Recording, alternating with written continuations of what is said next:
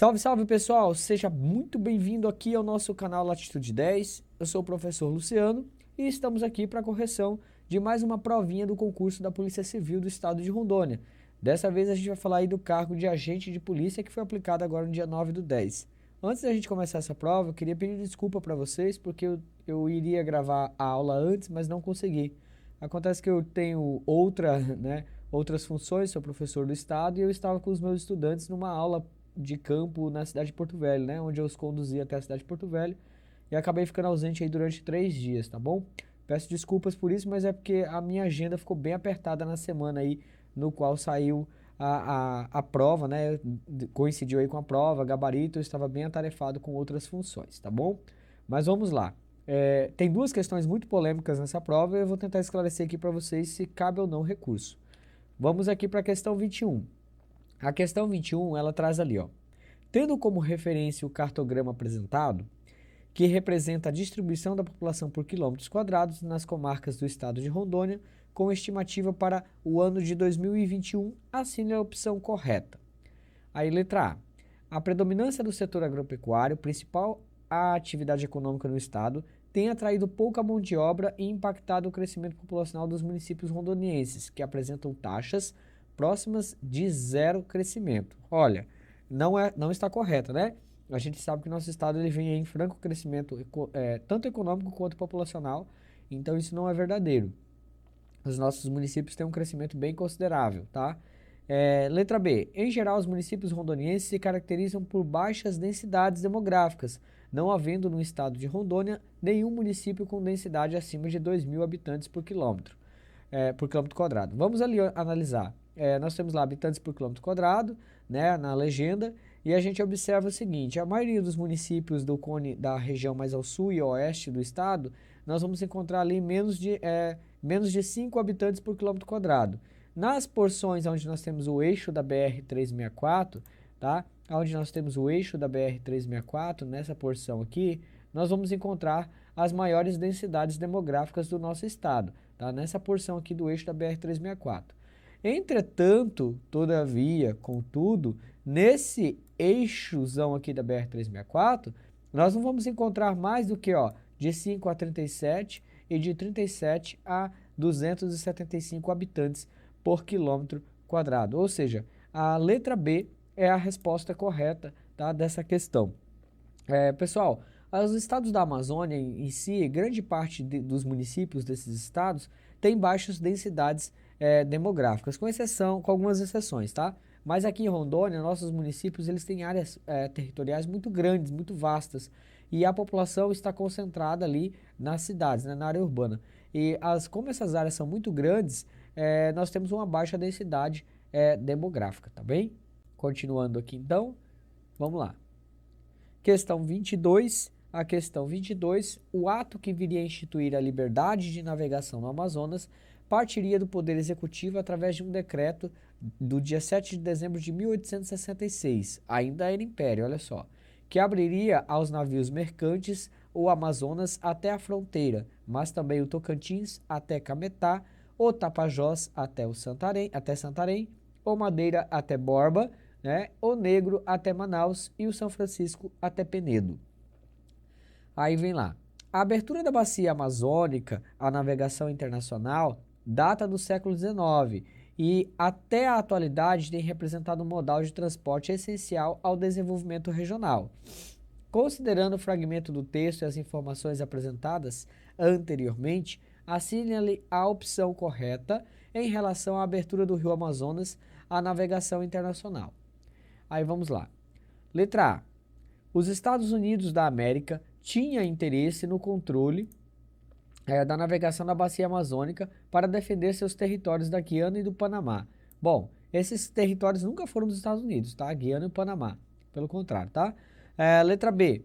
A abertura do Rio Amazonas à navegação em território brasileiro de navios estrangeiros gerou um forte sentimento contrário ao Brasil nos países vizinhos, Bolívia, Equador, Colômbia e Venezuela, que proibiam esse tipo de navegação em seus territórios. É o contrário, tá, gente? O Brasil é que proibia esse tipo de navegação. Os países vizinhos queriam essa liberação da navegação internacional e o Brasil não queria, né, que isso acontecesse. por questão de soberania. Isso caiu na outra prova, inclusive, esse mesmo assunto.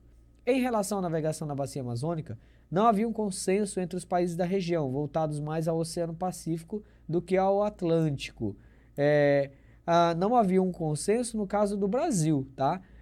E outra coisa, os países voltados mais ao Oceano Pacífico do que ao Atlântico, eles tinham mais interesses do que até mesmo o próprio Brasil, já que a saída dos seus rios era pelo Oceano Atlântico.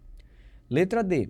A enorme extensão territorial, o escasso povoamento e as dificuldades de controle do território eram vistos como ameaças de perda de domínio de recursos da Amazônia, diante de interesses estrangeiros. Letra D, pessoal, está correta, tá? Letra D, justamente aí o Brasil tinha essa questão, tá? Tinha essa questão aí territorial de soberania nacional e que havia um medo muito grande de que essa navegação, ao ser aberta, essa navegação perderia-se o controle do território, tá?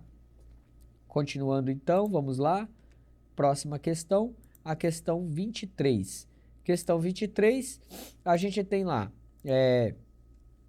considerando o estado de Rondônia, que o estado de Rondônia apresenta em sua formação socioespacial diversos grupos étnicos e comunidades tradicionais, assinale a opção correta a respeito da submissão e resistência desses grupos. Bom, letra A. Os indígenas em Rondônia não impuseram resistência ao contato com o colonizador. Não, a gente sabe que não, que isso não é verdade. As etnias ali, principalmente em volta do Rio Madeira, né, no processo de colonização e conquista, foram muito duras com esses colonizadores quando eles chegaram. A letra B. A expansão da agropecuária em território rondoniense afastou os grupos indígenas isolados para outros estados da Amazônia. Não, nós temos grupos indígenas isolados dentro de Rondônia até hoje, tá? Letra C. A colonização de Rondônia ocorreu no século XX, o que indica a inexistência de populações tradicionais no estado. Gente, a população tradicional que nós temos no nosso estado, ela data do século XVII, século XVIII. Nós temos populações aqui antes disso, inclusive, né? Antes dos portugueses chegarem. Letra D. O Vale do Guaporé é a região de Rondônia com maior presença de terras remanescentes de quilombos, como a Comunidade de Jesus, primeiro território reconhecido como quilombola no estado. Corretíssima, tá? Letra D, está corretíssima, porque é no Vale do Guaporé que nós temos o ciclo do ouro, tá? No século XVIII, e é fundamental a gente entender esse ciclo do ouro, porque ali a população escrava, tá? Que ficou abandonada à própria sorte, montou, né? Foi se aglomerando ao longo desse rio, formando essas comunidades tradicionais. A letra E, só para a gente tirar ali a dúvida, os grupos indígenas rondonienses passaram por processos de aculturação e de miscigenação com os colonizadores, perdendo assim sua identidade cultural e étnica. Não, tá? Nós temos muitos grupos indígenas em Rondônia que ainda resguardam as suas identidades e culturas, tá? E a sua capacidade de manter ali suas tradições.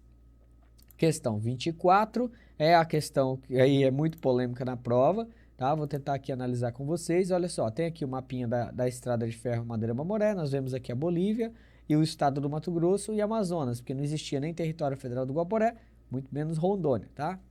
A figura anterior retrata o traçado da ferrovia Madeira-Mamoré, conforme o mapa da estrada de ferro Madeira-Mamoré em 1937. Parte do mapa da aviação férrea dos Estados Unidos do Brasil, Guia Levi. Considerando a figura e as informações apresentadas, assine a opção correta. Aí vamos lá. A rota fluvial dos rios Madeira e Mamoré está mais próxima do Oceano Atlântico, o que diminuiria os custos e facilitaria os processos de escoamento da produção boliviana e de importação de produtos para esse país sul-americano. Bom, muitas pessoas marcaram essa daqui como a correta, mas vamos lá. Letra B. A grande produção mineral boliviana de prata, cobre e lítio, pessoal, lítio nessa época não era um produto explorado, tá? Então a letra B já está fora. Letra C. A construção de outras duas ferrovias no território boliviano e as saídas para o Pacífico através do Chile tornaram a ferrovia Madeira-Mamoré obsoleta e de alto custo, condenando-a ao abandono. A banca diz que essa é a correta, tá? Letra D. O Tratado de Ayacucho de 1867 reconhecia a saída da Bolívia para o Oceano Atlântico através da ferrovia. Não, o Tratado de Petrópolis, tá? Letra E. A ferrovia Madeira-Mamoré, inaugurada em 1910, foi inaugurada em 1912, também não. Então nós temos aqui a letra C e a letra A. Olha, essa aqui é talvez a única questão que nós sejamos aí passível de recurso. Vamos lá. As rotas aqui da Bolívia, vamos olhar aqui a Bolívia, que é um país mediterrâneo, tá? A Bolívia, ela, por ser um país mediterrâneo, ela dependia ali na produção da borracha na Amazônia Boliviana, essa região aqui, ela dependia justamente dos rios Beni e Rio Mamoré, consequentemente o Rio Madeira, para escoar sua produção, né? Para escoar sua produção de borracha mundo afora. Então ela dependia muito. Só que a organização social da Bolívia, ela estava mais atrelada a essa região aqui central, tá? Essa região aqui mais centralizada do país. E não o departamento do Beni aqui, não era bem assim a parte mais populosa da Bolívia. Então, essa região aqui não dependia tanto assim dos rios. Então, é por isso que a letra A não está correta. Aí a gente volta aqui para a letra C, tá? Para a letra C, que é o que a banca traz como correta. E aí ela diz assim, ó, a construção de outras duas ferrovias no território boliviano e as saídas para o Pacífico através do Chile tornaram a ferrovia Madeira-Mamoré obsoleta e de alto custo, condenando-a ao abandono. Então, pessoal, aqui, ao meu ver, tá? Eu como professor, eu não sei o que a banca pensa, qual foi o autor que eles consultaram. Mas a Madeira Mamoré, ela entra em abandono, né? Ela é condenada ao abandono por causa do fim do período áureo da borracha, do primeiro ciclo da borracha, que ele encerra ali em 1912 e 13, justamente na inauguração da ferrovia.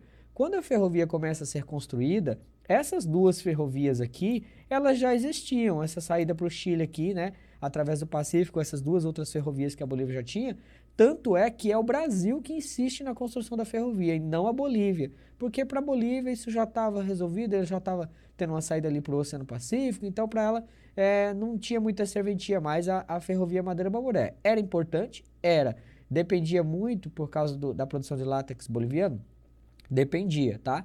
Mas não era algo assim, nossa, que a Bolívia queria muito ainda naquele momento. Então, não foi, na minha visão, tá? Não foi aqui a construção dessas duas ferrovias que fizeram a Madeira Mamoré ser abandonada. O que fez a Madeira Mamoré ser abandonada foi o fato dela nunca ter dado lucro, tá? Ela nunca gerou lucro, foi um custo muito alto de construção dessa ferrovia e o preço da borracha que despenca no mercado internacional, né? Que despenca no mercado internacional por causa do contrabando dos ingleses para suas colônias na Ásia, principalmente lá na Malásia. Então fez com que a nossa borracha aqui não fosse tão atrativa, aqui da Amazônia, eu digo aqui a Amazônia, né, contando a Bolívia também, e aí a ferrovia entrou em abandono. Essa questão 24, ela sim é passível, tá, de recurso, tá bom, pessoal? Vamos continuar. Questão 25, o Rio Madeira constitui a principal bacia hidrográfica do estado de Rondônia, e o Rio Guaporé, com seus afluentes principais, foi desde o período colonial um eixo de ocupação do atual território rondoniense, ok? Considerando as informações apresentadas, assine a opção correta a respeito do mercantilismo e das políticas de colonização dos vales dos rios Madeira e Guaporé. Vamos lá. Letra A. A letra A diz assim, após a independência do Brasil em 1822 e da Bolívia em 1825, os rios Madeira e Guaporé foram alternativa de baixo custo para o transporte hidroviário entre a Amazônia brasileira e a região do Beni, no país vizinho, rica em recursos minerais. Bom, o que ela era rica ali principalmente era em produtos, recursos naturais provenientes da floresta, né? Principalmente o látex. E a gente tem aqui, pessoal, aqui após a independência, né? O transporte hidroviário da Amazônia brasileira e a região do Beni, ele é intensificado, mas ele já existia também, né, antes disso, tá? Letra B. A ferrovia Madeira-Mamoré foi projetada e construída para ser uma saída da Bolívia para o Oceano Atlântico, após as disputas da Bolívia com seus vizinhos Peru e Chile e após o litígio com o Brasil pelo território do Acre. Correto, pessoal. Foi exatamente isso. A Bolívia perdeu parte do seu território para uma disputa ali com o Peru e o Chile, né? E o Brasil se aproveitou dessa situação, inclusive, para fornecer uma aproximação geopolítica com a Bolívia e também para resolver a questão acreana, tá?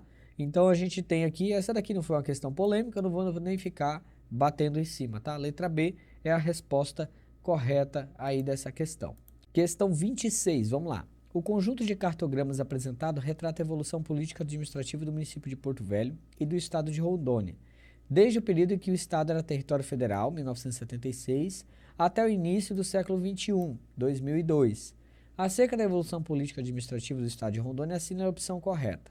Aí vamos lá. Letra A. A rede urbana de Rondônia, em grande parte, deriva de núcleos de povoamentos criados nos séculos XIX e XX, a partir das missões militares coordenadas pelo Marechal Rondon. Bom, Marechal Rondon foi importantíssimo para a nossa história rondoniense, mas ele não nesse sentido de povoamento criados ali nesse momento, tá? Marechal Rondon está ligado ao século XX, não ao século XIX. Letra B. As terras férteis e a extensa rede hidrográfica permitiram a colonização agrícola de Rondônia e a criação de diversos municípios a partir do governo Juscelino Kubitschek, de 1956 a 1960.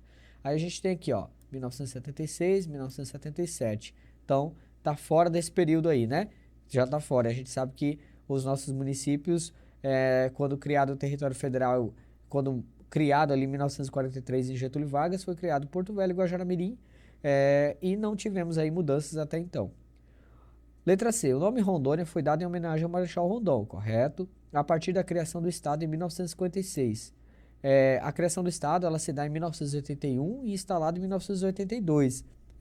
A mudança ocorre em 1956, a mudança do nome do território, tá? Tá errada essa questão, essa alternativa. Letra D. A transformação do território federal em Estado, em conjunto com diversas políticas de ocupação, possibilitou a partir da segunda metade do século XX a criação de diversos novos municípios. A transformação do território federal em Estado, na segunda metade, né? Com outras políticas de ocupação, principalmente a agrícola, ela possibilitou. Então a letra D aqui é a resposta correta, tá? Essa banca insiste em chamar a BR-364 nas alternativas de Cuiabá-Santarém, tá? A BR-364 nunca foi chamada assim, tudo bem? Então, letra D, a resposta correta. Continuando. Vamos lá. Questão 27. Vamos lá para a questão 27. O mapinha tá colorido porque eu fui na internet buscar qual era esse mapa que eles colocaram na prova, tá? Considerando que os cartogramas anteriores representam as dinâmicas dos setores da agropecuária no território brasileiro, assine a opção correta no que diz respeito especialmente ao estado de Rondônia, na Amazônia. Aí vamos lá. Letra A. No estado de Rondônia, o arco do desmatamento avança em paralelo à expansão da agropecuária e nos demais estados da Amazônia, o arco do desmatamento avança especialmente em paralelo à expansão da pecuária bovina, que cria pastagens em áreas anteriormente florestadas. Olha, pessoal, essa questão 27 aí é justamente isso mesmo, a letra A.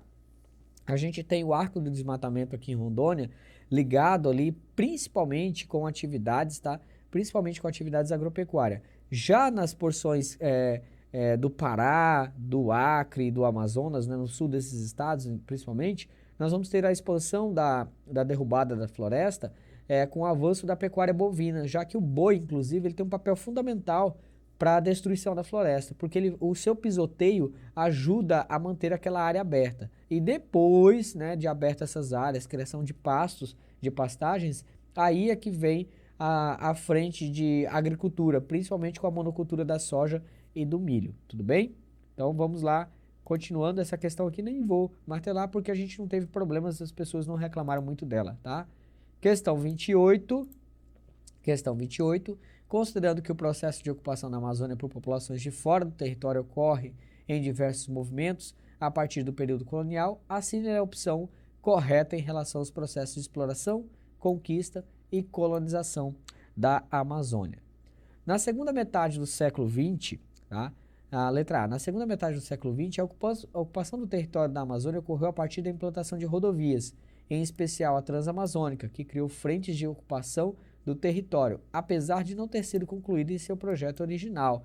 Essa letra A está correta, pessoal. A gente tem aqui na segunda metade do século XX, a ocupação da Amazônia ela se dá pela abertura de rodovias, tá?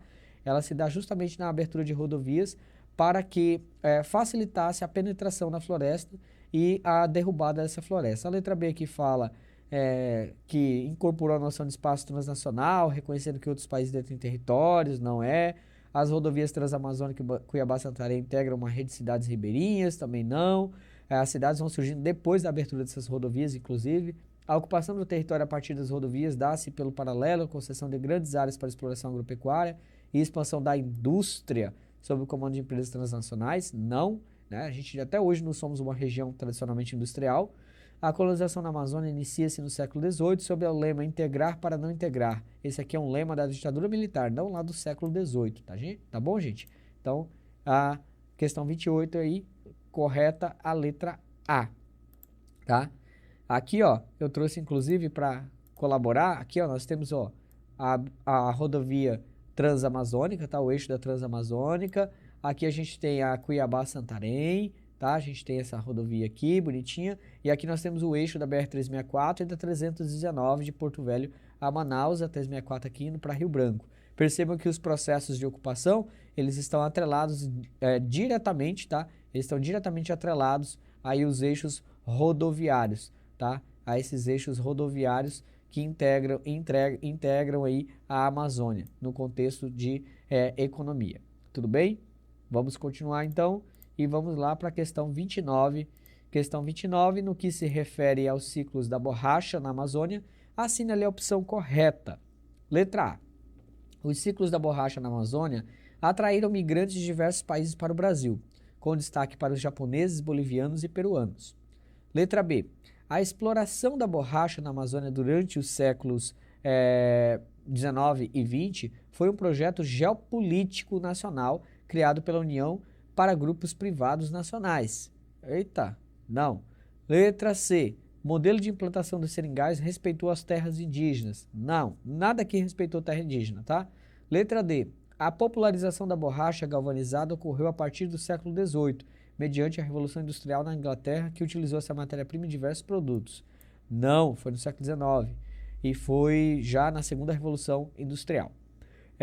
Letra E. Os trabalhadores seringais eram submetidos aos regimes de trabalho extenuantes, à intensa exploração de sua força de trabalho. Exatamente, a gente tem aqui, ó, a questão, inclusive, do seringalista e do seringueiro. Era uma relação de trabalho onde o seringueiro já chegava escravo de si mesmo, né? Ele trabalhava muito no seringal. Então, a letra E aí é a resposta correta. E agora vamos para a questão mais polêmica dessa prova, a questão 30.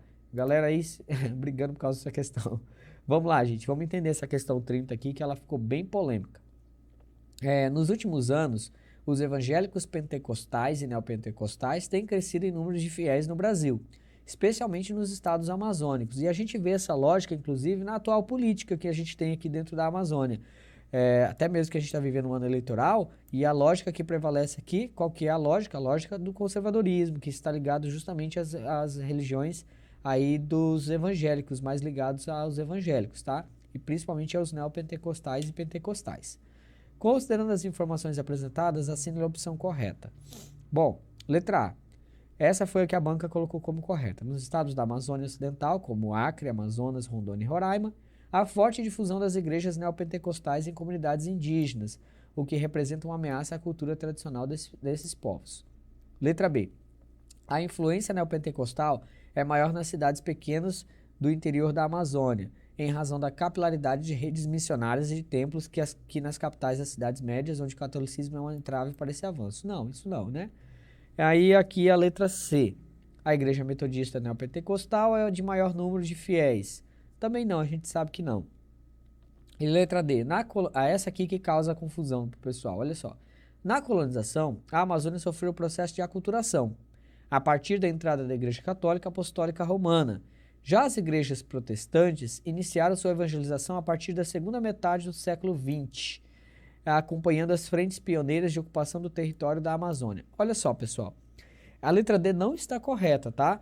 As religiões protestantes, elas iniciaram o processo de evangelização, elas já começaram ali no período do Império, mas elas ganham força após a queda do Império, a proclamação da República. Em 1889 nós temos a proclamação da República e em 1891 a assinatura da lei de Estado laico, né, de um Estado laico. E aí os protestantes começam a chegar na primeira metade, no final do século XIX e na primeira metade do século XX aqui na Amazônia com mais força. Então não é na segunda metade. A letra D, ela está errada. Vamos lá para a letra A. Aí eu trouxe aqui para vocês verem algumas notícias, tá? Deixa eu ver aqui. Aqui, ó. Algumas notícias que surgiram aí ao longo dos últimos anos com relação à entrada dos neopentecostais, né, dessa população neopentecostal, dessa lógica dentro da Amazônia para os indígenas. Aí ali, neopentecostais torturam índios por questões religiosas no Mato Grosso do Sul. Ah, professor, mas isso não é na Amazônia. Aí vamos lá. Construção de igreja mostra avanço neopentecostal em terras indígenas Trucá, tá?